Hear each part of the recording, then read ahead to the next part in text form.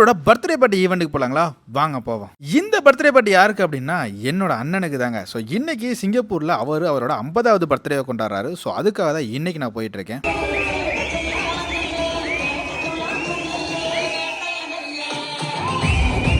இந்த birthday party event பார்த்தீங்கன்னா வேற லெவலில் அமர்க்கலமாக இருந்துச்சுங்க. டான்ஸு, பாட்டு, சாப்பாடு, என்டர்டைன்மெண்ட்னு வேற லெவலில் பண்ணிட்டாரு. சாப்பாடில் பார்த்தீங்கன்னா ஏகப்பட்ட ஐட்டம் இருந்துச்சுங்க. அது மட்டும் இல்லாமல் நம்ம மக்கள் பார்த்தீங்கன்னா அந்த பாட்டுக்கும் ஆட்டத்துக்கும் சும்மா அல்டிமேட் பண்ணிட்டாங்க. ஸோ சிங்கப்பூரில் பார்த்தீங்கன்னா இந்த மாதிரி ஃபங்க்ஷன் பண்ணுறதுக்கு சின்ன சின்ன ஹால்ஸ் எல்லாமே நிறையா இருக்கும். அங்கே எல்லாமே அவங்களே பண்ணி கொடுத்துருவாங்க. ஜஸ்ட் நம்ம ஹாலை புக் பண்ணால் மட்டும் போதுங்க. ஸோ சாப்பாடாக இருக்கட்டும், டிஜேவாக இருக்கட்டும், சாங்ஸாக இருக்கட்டும், எல்லாமே அவங்களே பண்ணிடுவாங்க. ஸோ அந்த மாதிரி தான் இந்த ஈவெண்ட்டுமே இருந்துச்சு. உண்மையாலுமே வேறு லெவலில் கேக் கட்டிங்லாம் அமர்க்கலமாக பண்ணி உண்மையாலுமே பயங்கரமாக இருந்துச்சுங்க.